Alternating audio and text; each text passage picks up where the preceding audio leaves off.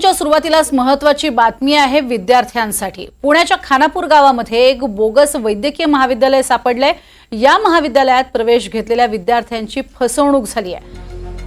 Oracle naturopathy या कॉलेजवरती वैद्यकीय शिक्षण विभागाने कारवाई केली आहे। या कारवाईआधी कॉलेजच्या सहाय्यक संचालिका डॉक्टर अनिता कोल्हेंची सुद्धा चौकशी झाली आहे। तसंच संस्थापक सुनील चव्हाण यांच्यावर गुन्हा दाखल झालाय। सध्या या कॉलेजमध्ये 250 विद्यार्थी आहेत।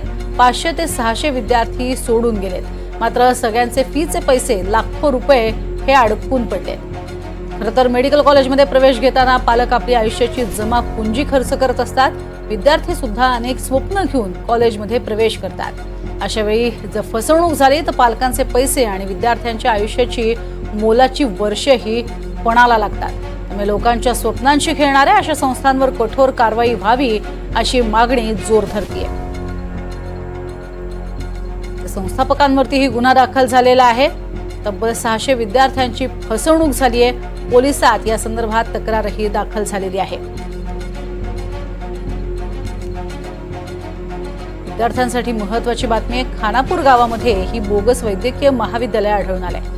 अधिक माहिती घेऊयात, राहुल कुलकर्णी सध्या आपल्या सोबत आहेत। राहुल, अतिशय धक्कादायक असा हा प्रकार आहे। अनेक विद्यार्थ्यांचं भवितव्य पणाला लागलंय, काय अधिक माहिती? हे नॅचरोपॅथीचं वैद्यकीय महाविद्यालय आहे आणि ते काही वर्षापासून सुरू होतं या गावामध्ये। याची कुणकुण आयुष मंत्रालयाला लागली आणि मग आयुष मंत्रालयाच्या ज्या डायरेक्टर आहेत पुण्यातल्या त्यांनी त्याची पडताळणी केली आणि त्याच्यात तथ्य आहे असं आढळून आल्यानंतर एक 6 जणांचं पथक या नॅचरोपॅथीच्या मेडिकल कॉलेजमध्ये गेलं आणि तिथे त्यांनी ह्या डॉक्टर जो की बोगस आहे असं FIR मध्ये म्हटलेलं आहे त्या सुनील चव्हाण यांना याची विचारणा केली तर त्यांना कुठलीही समाधानकारक उत्तरं देता आली नाहीत आणि त्यानंतर मग मात्र हे महाविद्यालय हे सील करण्यात आलेलं आहे। पण त्यातली सगळ्यात धक्कादायक बाब काय आहे की जवळपास 600 विद्यार्थ्यांनी प्रत्येकी 6 लाखापासून 12 लाख रुपये म्हणजे कित्येक कोटी रुपये या नॅचरोपॅथीच्या अभ्यासक्रमासाठी या संस्थाचालकाकडे भरले होते आणि ते पैसे आता वाया गेलेले आहेत। म्हणजे ह्या विद्यार्थ्यांना तर आता अशी अडचण झाली आहे त्यांची की त्यांना पुन्हा आपली मूळची कागदपत्र परत घ्यायची असतील तरी सुद्धा राहिलेली पैसे तुम्ही भरा वगैरे असे ते सांगतायत।